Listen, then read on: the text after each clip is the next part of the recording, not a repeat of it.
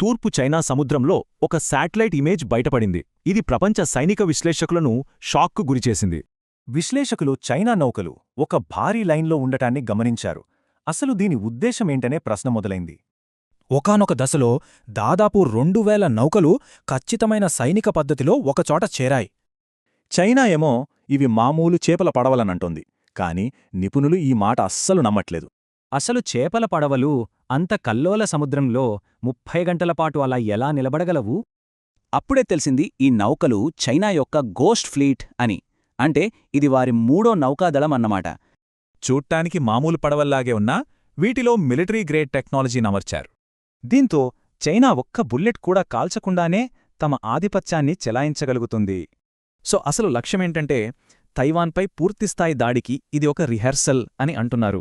దాడి 2027లో జరుగుతుందని అనుకున్నారు, కానీ ఇప్పుడు 2026లోనే జరగొచ్చని అంచనా వేస్తున్నారు. నౌకల తయారీలో చైనా అమెరికా కంటే ఏకంగా 232 రెట్లు వేగంగా దూసుకుపోతోంది. ఒక వార్ గేమ్ సిమ్యులేషన్ ఏం చూపిస్తోందంటే సుదీర్ఘ యుద్ధంలో అమెరికా చాలా బలహీనంగా ఉంటుంది. ఒకవేళ దాడి జరిగితే ప్రపంచ ఆర్థిక వ్యవస్థపై దాని ప్రభావం చాలా దారుణంగా ఉంటుంది.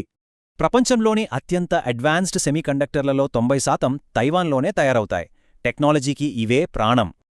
తైవాన్ నుంచి చిప్స్ రావడం ఆగిందంటే చాలు, మనకు తెలిసిన ఎన్నో వస్తువుల ఉత్పత్తి ఆగిపోతుంది. కానీ ఈ ఆధారం ప్రకారం ఈ సంక్షోభం పెట్టుబడిదారులకు ఒక పెద్ద ఆర్థిక అవకాశాన్ని సృష్టిస్తుందట. ఈ చార్ట్ ప్రకారం మార్కెట్ 6 ఏళ్లు పడిపోతుంది, ఆ తర్వాత మళ్లీ బలంగా పుంజుకుంటుంది. అంటే రాబోయే పతనాన్ని చూసి భయపడొద్దు, దాన్ని ఒక గొప్ప కొనుగోలు అవకాశంగా చూడాలన్నమాట. చివరిగా వీళ్లు చెప్పేది ఒక్కటే: మార్కెట్ పతనాన్ని భవిష్యత్ సంపదను పెంచుకోటానికి వాడుకోవాలి అని.